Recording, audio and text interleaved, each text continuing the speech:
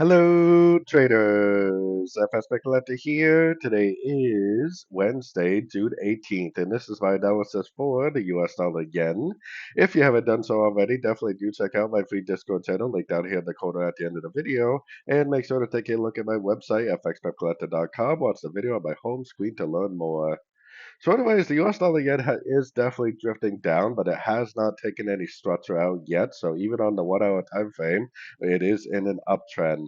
Going to the daily time frame, like I was saying in yesterday's video, this whole move up to me really looks corrective.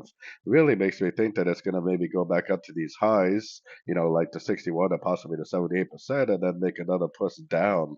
We'll have to keep an eye on it because I do see the possibility of this being like an A, B, and it just keeps on going up for a wave C. Luckily, either one of these scenarios, we should be looking for longs right now, right? Because if we expect it to go up and take, the 61 to the 78%, then we should be looking for longs until it does do that. Or if it goes up and makes a wave C, then we would be looking for longs until we see the break of structure for the end of a wave C. So luckily, both scenarios are keeping us trading in the same direction. Going down to the 1 hour time frame, keep in mind that today is FOMC interest rate news. It's a really big news event for the US dollar, and I will be live streaming for that news event on YouTube. So definitely make sure to check that out for my latest view on all your favorite pairs.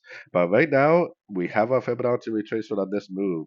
If the market is going to continue to trend on the daily, then this move down potentially should just be a pullback to the last wave up.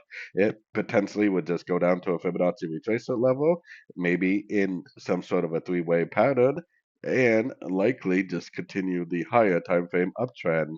So definitely keep an eye on your fib levels, three-way pullbacks for possible ends of corrections and possible entries to go long for the continuation of the uptrend.